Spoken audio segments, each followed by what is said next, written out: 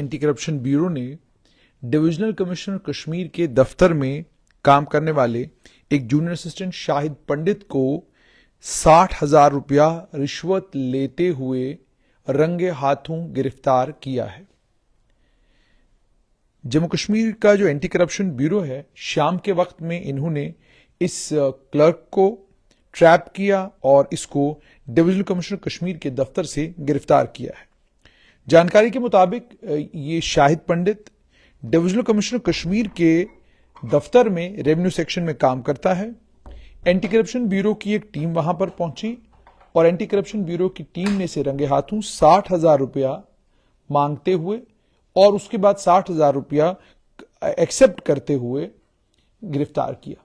इसने ये 60,000 रुपया एक प्रॉपर्टी केस में एलिनेशन के लिए ये 60,000 रुपया इसने मांगा था।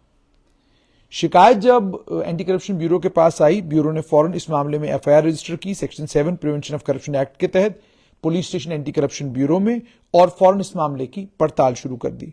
उसके बाद एक ट्रैप टीम कॉन्स्टिट्यूट की गई। ट्रैप टीम ने कामयाबी के साथ शाहिद पंडित को पैसे लेते हुए, छानपुरा श्रीनगर के रहने वाले हैं, पैसे लेते हुए गिरफ्तार किया और उसके बाद उसे पुलिस स्टेशन श्रीनगर लिया गया और इस मामले में पड़ताल आगे चल रही है। 60,000 रुपया रिश्वत एक प्रॉपर्टी केस की एलिनेशन के मामले में। ये क्या दर्शाता है? एंटी करप्शन ब्यूरो हर दूसरे या तीसरे दिन एक हैंडआउट इशू करता है, जिस हैंडआउट में एंटी करप्शन ब्यूरो ये क्लेम करता है कि जी हमने फलां पटवारी को पकड़ा, फलां नायब तहसीलदार को पकड़ा, फलां तहसीलदार को पैसे लेते हुए गिरफ्तार किया। उसके बाद उनका हैंडआउट भी आता है, कुछ मामलों में उनका प्रेस नोट आता है, लेकिन कुछ मामलों में एंटी करप्शन ब्यूरो भी प्रेस नोट जारी करने से परहेज करता है। जम्मू में ऐसे लगभग 3 मामले हुए हैं जिन 3 मामलों में एंटी करप्शन ब्यूरो ने किसी की समझ में नहीं आया कि ऐसा एंटी करप्शन ब्यूरो ने क्यों किया, लेकिन उन्होंने ट्रैप करने के बाद हैंडआउट इशू नहीं किया, उन्होंने प्रेस नोट इशू नहीं किया, जानकारी नहीं दी कि आखिरकार जब उन्होंने ट्रैप लगाया था, ट्रैप में हुआ कैसे, किया क्या, पैसा लेते वक्त, और वो सारा घटनाक्रम जिस तरीके से बाकी मामलों में एंटी करप्शन ब्यूरो पूरा घटनाक्रम जो है अपने प्रेस नोट के जरिए बताता है, वो घटनाक्रम इन 2-3 मामलों में एंटी करप्शन ब्यूरो ने साझा नहीं किया।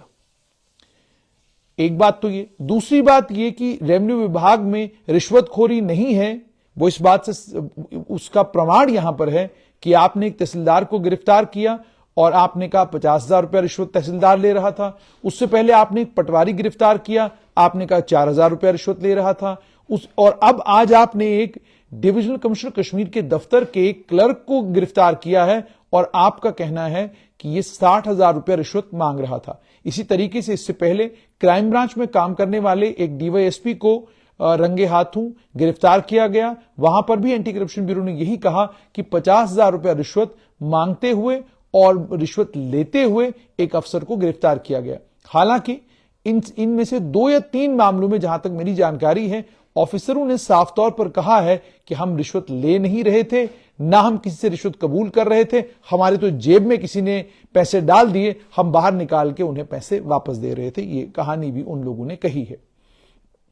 लेकिन सवाल यह है कि अगर एंटी करप्शन ब्यूरो के इतने तेज रफ्तारी के साथ काम करने के बावजूद रेवेन्यू विभाग में भी लोग रिश्वत मांग रहे हैं, डेवकॉम कश्मीर के दफ्तर में भी लोग रिश्वत मांग रहे हैं, अलग अलग तहसीलदारों के और नायब तहसीलदारों के दफ्तरों में भी रिश्वत की शिकायतें आ रही हैं, अगर रेवेन्यू के दफ्तरों में भी लोग रिश्वत मांग रहे हैं, तो इसका मतलब यह है कि एंटी करप्शन ब्यूरो कार्रवाई तो जरूर कर रहा है, लेकिन उस कार्रवाई से लोग डर रहे हों, ऐसा बिल्कुल भी नहीं है। किसी कार्रवाई से कोई डर नहीं रहा, क्योंकि लोगों के मन में यह बात बैठ गई है कि अगर एसीबी ने ट्रैप कर लिया, इससे कोई फर्क नहीं पड़ता, थोड़ी देर के लिए हम लोग अंडर सस्पेंशन रहेंगे, उसके बाद हमारी सस्पेंशन रिवोक होगी, हमें दोबारा से पोस्ट किया जाएगा, केस चलता रहेगा और केस पाए तकमील तक जब तक पहुंचेगा तब तक हमारी गाड़ी कहीं से कहीं पहुंच गई होगी। आपने अक्सर और बेशतर अफसरों के मामलों में देखा होगा कि उनके खिलाफ एफआईआर भी लगती है, ट्रैप भी होता है, वो गिरफ्तार भी होते हैं, उसके बाद वो मामले कभी पाए तकमील तक पहुंचते नहीं, यानी उन मामलों का निपटारा नहीं हो पाता। एक पटवारी साहब जिन्हें इसी तरीके से एक ट्रैप केस में उन्हें ट्रैप किया गया, पैसे लेते हुए गिरफ्तार किया गया। उस पटवारी साहब को जबरन सरकारी मुलाजमत से बाहर निकाल दिया गया। लेकिन आपको जानकर हैरानी होगी कि वो पटवारी अब दुगनी ताकत के साथ डिपार्टमेंट में वापस आया है, एक कोर्ट के ऑर्डर पर। क्योंकि कोर्ट में जब हमारी हुकूमत जाती है, कोर्ट में अपने केस को साबित करने के लिए और अपने फैसले को सही साबित करवाने के लिए जम्मू कश्मीर की सरकार के पास कुछ खास होता नहीं है।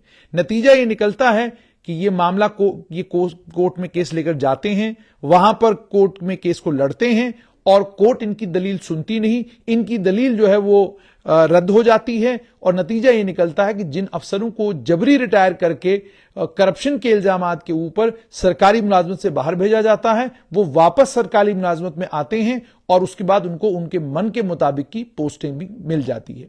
जम्मू जिले में भी अगर आप देखेंगे, दाएं बाएं आपको कई पटवारी ऐसे मिलेंगे जिन्हें जबरी रिटायर किया गया। जबरी रिटायरमेंट के बावजूद वो वापस आए और इतने ताकतवर हैं कि वो जबरी रिटायरमेंट के बाद भी आज इतनी ताकत रखते हैं कि वो सिस्टम को जिस तरीके से मैनिपुलेट करना चाहें मैनिपुलेट करें, डराएंगे लोगों को, धमकाएंगे। आपको ये जानकर हैरानी होगी कि कई पटवारियों की तो ताकत इतनी है कि दाएं बाएं से लोगों का इस्तेमाल करते हैं, गुंडे मवालियों का इस्तेमाल करते हैं कि फलां को धमकाओ जरा, फलां को डराओ जरा, उसको बताओ कि हम कितने ताकतवर हैं और हम क्या कुछ कर सकते हैं। इस तरह के सरकारी मुलाजिम क्या सरकार के लिए एसेट साबित हो सकते हैं? और क्या वजह है कि जब इन्हें जबरी रिटायर करके बाहर भेजा जाता है, हुकूमत कोर्ट में जाकर ये केसेस हारती क्यों है? हुकूमत की तैयारी पूरी क्यों नहीं होती? क्या हुकूमत डिलिबरेटली कहीं ऐसा तो नहीं करती कि इन मामलों को गंभीरता के साथ नहीं लेती, कुछ लेक्यूना रख देती है, जिस लेक्यूना के नतीजे में जब केस कोर्ट में चला जाता है तो केस वहां पर खारिज हो जाता है? या ऐसा तो नहीं है कहीं कि जो लोग गिरफ्तार करने वाले हैं, जो लोग ट्रैप करने वाले हैं, जब ये ट्रैप करने के बाद जब इनको केस बनाने की बारी आती है तो इनका दिल भी पसीज जाता है कि है तो अपना सरकारी मुलाजिम, कोई लेक्यूना ऐसा रख देते हैं। और उसके बाद जब कोर्ट में मामला चला जाता है, कोई कानून ऐसा होना चाहिए जिस कानून में यह प्रावधान हो कि अगर anti corruption bureau, crime branch, police, कोई भी विभाग किसी के खिलाफ कोई मामला बनाता है और उसके बाद उस मामले को कोर्ट में ले जाता है, अगर वो मामला वहां पर ठहरता नहीं तो उन अफसरों के खिलाफ कार्रवाई होनी चाहिए कि आपने कौन सी ऐसी नालायकी की थी जिस नालायकी के चलते जब आप कोर्ट में केस लेकर चले गए, आप जज साहब को कन्विंस नहीं कर पाए कि आपने जो कार्रवाई की थी, आपने जो इल्जाम लगाए थे वो सही थे। यही वजह है, इसीलिए ऑफिसरों के अंदर डर या खौफ नाम की कोई चीज नहीं। रोज ट्रैप लगता है, रोज ट्रैप की कहानी हम लोग आपको सुनाते हैं, आप भी वो कहानी सुनते हैं, लेकिन उसके बावजूद उस ट्रैप के बाद भी रिश्वत लोग ले भी रहे हैं, रिश्वत लोग दे भी रहे हैं और रिश्वत का कारोबार उसी तरीके से चल रहा है जिस तरीके से पहले यह कारोबार चल रहा था। आप जम्मू स्मार्ट सिटी के काम देखिए, एक नजर दौड़ाइए पूरे जम्मू शहर में। क्या आपको नहीं लगता कि जम्मू स्मार्ट सिटी के ऊपर सरकार को कम से कम इंक्वायरी अगर सरकार नहीं कर सकती है, एक मॉनिटरिंग टीम तो बिठानी चाहिए थी अफसरों की, जिस मॉनिटरिंग टीम की ये जिम्मेदारी, जिसको जिम्मेदारी ये दी जाती कि जनाब मालूम तो करिए कि ये जम्मू की सड़कों के ऊपर, जम्मू के अलग अलग कोनों में, जम्मू के अलग अलग इलाकों में ये चल क्या रहा है। ये सारी चीजें करने वाली हैं। इसलिए मैंने आपको कहा कि करप्शन नहीं है, ये चिल्लाने से, शोर करने से और बार बार ये कहने से तोते की रट की तरह 5 अगस्त 2019 के बाद जम्मू कश्मीर में करप्शन खत्म हो गई, अब करप्शन कहीं नजर नहीं आ रही है। अगर करप्शन कहीं नजर नहीं आ रही है तो तहसीलदार जो 50,000 रुपया ले रहा था वो क्या दान दक्षिणा में ले रहा था? ये आज जो 60,000 रुपया एक क्लर्क ले रहा है डिवकॉम दफ्तर में, ये किसके लिए ये 60,000 रुपया ले रहा था? और इसके अलावा जो ट्रैप एंटी करप्शन ब्यूरो ने आज तक जितने ट्रैप केसेस किए हैं, वो सारे ट्रैप केसेस असल में हैं क्या? ये सीबीआई जिस मामले की पड़ताल कर रही है, जिस मामले को इन्वेस्टिगेट कर रही है, और 20-20 और 30-30 लाख रुपया जहां पर पेपर खरीदने के लिए और बेचने के लिए लोग ले रहे हैं, ये करप्शन नहीं तो और क्या है? सिर्फ इतना ही नहीं, अन्य कई और प्रोग्राम्स ऐसे हैं जिन प्रोग्राम्स में बाजाबिता लोग इल्जाम लगा रहे हैं कि जनाब इसमें बेइंतहा करप्शन हो रही है। तो अगर करप्शन 5 अगस्त 2019 के बाद खत्म हुई है तो फिर ये ट्रैप क्यों?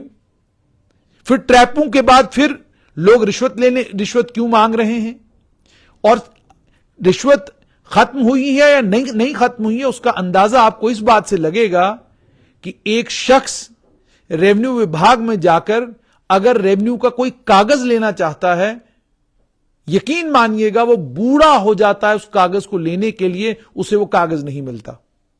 किसी न किसी हेले बहाने से कोई न कोई नई कहानी सुना के वो कागज जो है उसे डिनाई किया जाता है। और आपको एक और कहानी मैं आपको सुनाऊं। एक शख्स ईडब्ल्यूएस की सर्टिफिकेट बनाने के लिए जम्मू के एक इलाके में गया। ईडब्ल्यूएस सर्टिफिकेट जब बनवाने के लिए गया, वहां पर भी एक पटवारी साहब नमूदार हो गए। उन पटवारी साहब ने कहा, जनाब ये अब ओबीसी में आ गए हैं, इसलिए इनका ईडब्ल्यूएस सर्टिफिकेट नहीं बन सकता। अब इसको एक्सप्लेन करने की जरूरत है क्या कि अगर एक शख्स ईडब्ल्यूएस की सर्टिफिकेट बनवा रहा है, वो ईडब्ल्यूएस के साथ में शेड्यूल कास्ट भी हो सकता है, वो शेड्यूल ट्राइब भी हो सकता है, वो कुछ भी हो सकता है, लेकिन जब वो किसी भी इम्तिहान में, किसी भी सिलेक्शन प्रोसेस में पार्टिसिपेट करेगा तो उसे एक ही कैटेगरी का बेनिफिट मिलेगा। कानून यही कहता है। और कोई भी इंस्टीट्यूशन जम्मू कश्मीर में, रिक्रूटमेंट का इंस्टीट्यूशन इस जम्मू कश्मीर में नहीं, पूरे भारत में एक शख्स के दो सर्टिफिकेट नहीं कबूल करता। यानी एक शख्स को एक कैटेगरी में एक ही बेनिफिट मिलेगा, एक वक्त में एक ही कैटेगरी ऑपरेट होगी, दो दो कैटेगरीज ऑपरेट नहीं होगी। कानून जानने वालों को, कानून समझने वालों को भी अगर इन चीजों की समझ नहीं है तो फिर यह समझाएगा कौन। इसलिए मैंने आज आपको बताया कि श्रीनगर में अगर 60,000 रुपया रिश्वत लेते हुए डिवकॉम के दफ्तर का एक क्लर्क पकड़ा गया है, इसका साफ तौर पर मतलब यह है कि आपके दावे और आपकी बड़ी बड़ी तकरीरें अपनी जगह, जम्मू कश्मीर में आज भी रिश्वत का बाजार गर्म है।